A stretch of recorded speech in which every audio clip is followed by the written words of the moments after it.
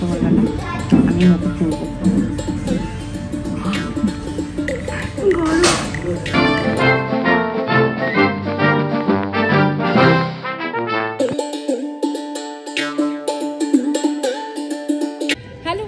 Welcome back to my channel the lady bong. আর আজকে lady বং চলে এসছে আবার একটা নতুন ব্লগ নিয়ে। আর শুধু ব্লগ নয়, ফুড ব্লগ নিয়ে এসছি।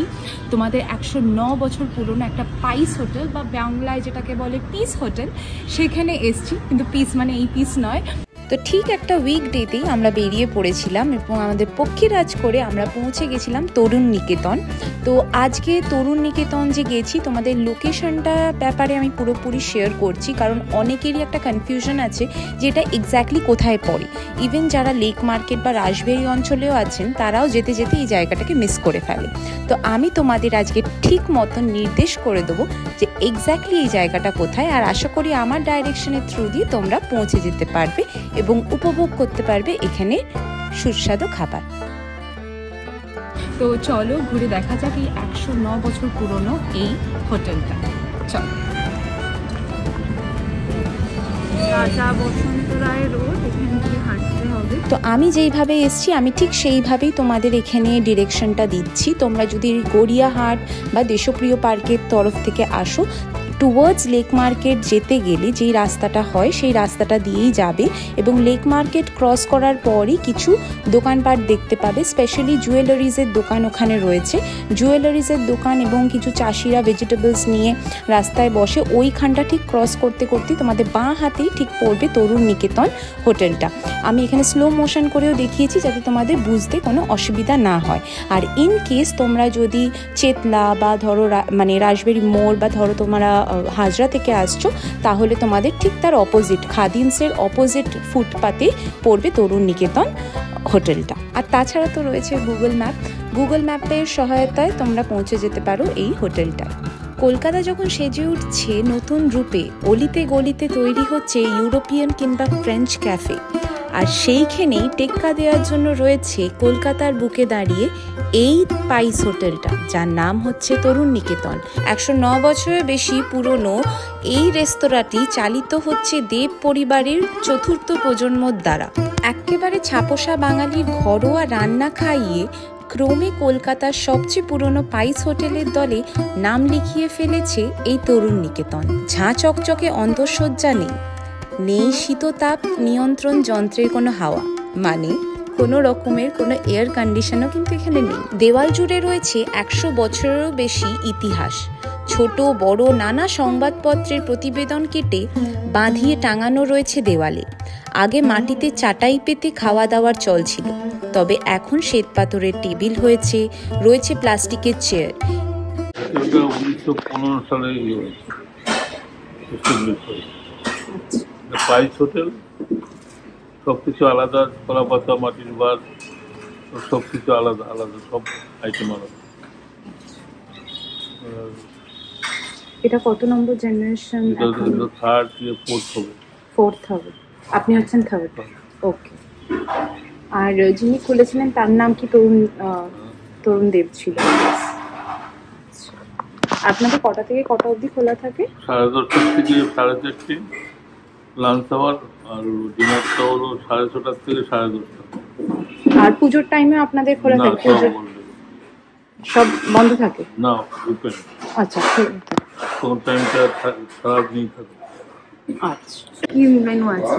ভাত, ডাল, মুগ ডাল হবে, মটর ডাল হবে, ঝুরি আলু ভাজা হবে, কুমড়ো ফুলের বড়া হবে, আর মাছের ডিমের বড়া, চিংড়ির বড়া, আর একটা গরম ভেটকির বাটার ফ্রাই।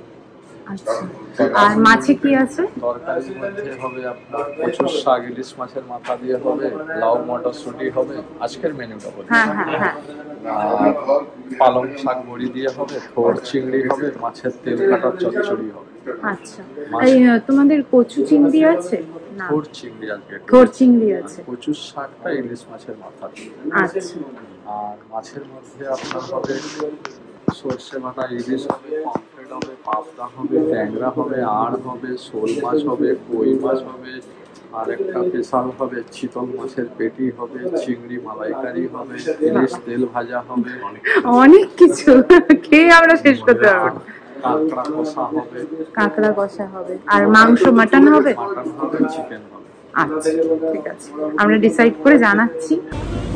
কেমন লাগছে এসে এখানে আবার?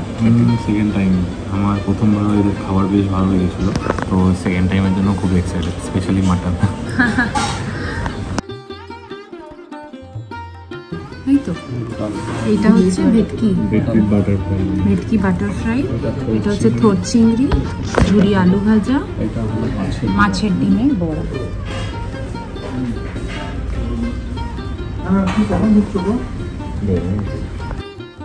আর এই যে দাদা গরম গরম ভাত সার্ভ করছে, দেখছো ধোঁয়া উঠছে রীতিমতন।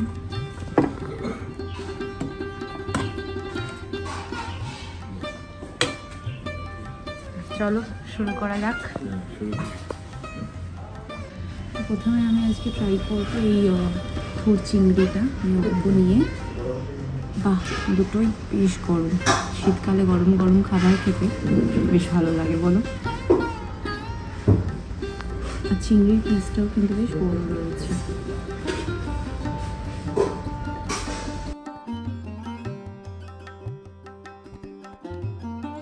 ভালো হচ্ছে, আমি থোর এমনিও পছন্দ করি, তার সাথে চিংড়ি খুব ভালো খেতে।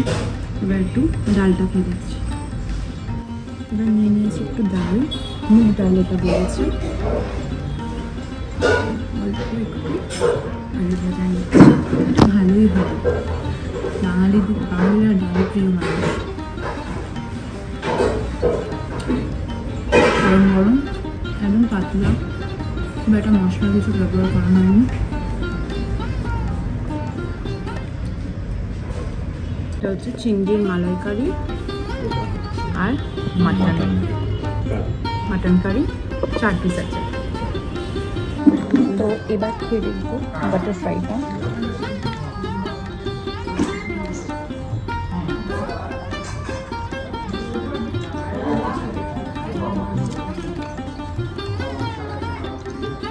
ফ্রাইটা বেশ সফট, বেশ টেস্টি, মাছটাও ফ্রেশ লাগছে। নিয়ে নিয়েছি মাংসটা দেখো টান্ডি আসছে।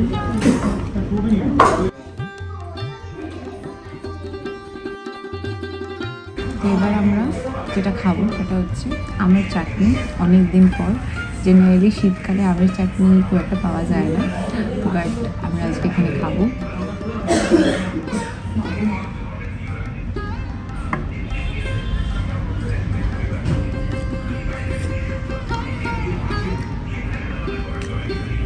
বেশ ভালো, মজা আ গিয়া। তো এসে গেছে আমাদের নরম তুলতুলে গুড়ের গরম গরম রসগোল্লা। রসগোল্লাটা আমি মুখে তুলব। গরম রসগোল্লাটা খুব গরম।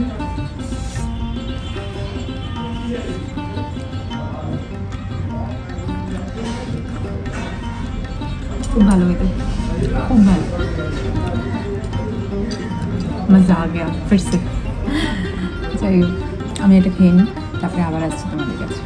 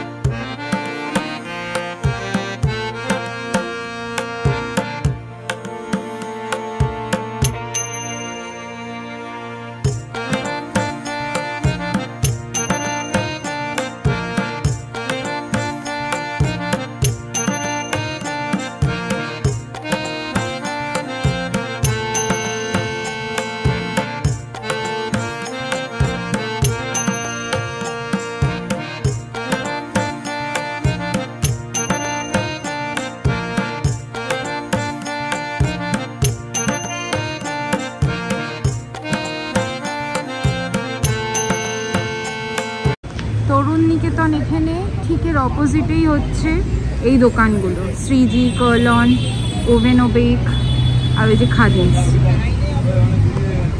তো খেলাম আমরা তরুণ নিকেতনে, তোমরা দেখলে আমি সব কিছুই তুলে ধরেছি তোমাদের কাছে। কিন্তু এর সাথে একটা বাজে জিনিস আছে, মানে আমার মনে হচ্ছে এখানে খেতে গেলে তোমার একটা জিনিস লোককে বোঝাতে পারবে যে তুমি খেয়েছো।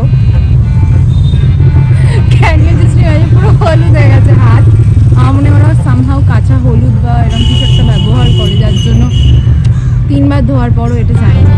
তো বুঝতেই পারছো কতটা খেয়েছি আমি। যাই হোক, জোকস অ্যাপার্ট, আমরা খেলাম অনেক কিছুই। তোমাদের আমি একটা ফ্র্যাঙ্ক রিভিউ দিচ্ছি। আমার মনে হলো কস্টিংটা একটু হাইয়ের দিকে, মানে প্রাইস হোটেল হিসাবে, কারণ 300 টাকা নিয়েছিল চিংড়ি মাছের মালাইকারিটা। মাছটা ভালো ছিল, বাট আজকে আমার কয়েকটা ওদের কারিজগুলো অতটা ভালো লাগেনি যতটা আমি ফার্স্ট দিন এসে খেয়েছিলাম, বা আমি যেটা এক্সপেক্ট করেছিলাম। কোথাও না কোথাও আমার মনে হয়েছে আরেকটু ভালো হতে পারতো। ইভেন আমাদের দুজনেরই সেটা মনে হয়েছে যে আরেকটু ভালো হতে পারতো, আরেকটু ভালো করা যেতে পারতো। বাট আদারওয়াইজ থোর চিংড়ি, দুর্ধর্ষ, ডাল, আলু ভাজা খুব ভালো লেগেছে। চাটনিটা মারাত্মক, তার সাথে সাথে রসগোল্লাটা। মাটনের কোয়ালিটি খুব ভালো ছিল, চিংড়ি মাছটাও ভালো ছিল, কিন্তু কারিগুলো আরেকটু বেটার করা যেতে পারত। তো আশা করি তোমাদের এই ব্লগটা ভালো লাগলো, আর ভালো লাগলে অবশ্যই কি করতে হবে তোমরা জানো, আর না জানলে আমি আবার জানিয়ে দিচ্ছি। ভালো লাগলে অবশ্যই লাইক, শেয়ার এবং সাবস্ক্রাইব করো দ্য লেডি বংকে। আর আমাকে এর বাইরেও যদি তোমরা ফলো করতে চাও, আমার ফেসবুক পেজ আছে দ্য লেডি বং নামে, পৌলমী দত্ত নামে আমার ফেসবুক অ্যাকাউন্ট আছে, ইনস্টাগ্রাম অ্যাকাউন্ট আছে, সব কিছুই রয়েছে। আর লিঙ্কগুলো আমি ডেসক্রিপশন বক্সে দিয়ে দেবো, আর মানে খাবারের দামগুলো আমি ডেসক্রিপশন বক্সে দিয়ে দেবো। আশা করি তোমাদের ভালো লাগলো, আর সবাই খুব ভালো থাকো। দেখা হচ্ছে অন্য একটা দিন, অন্য একটা ব্লগ। বাই।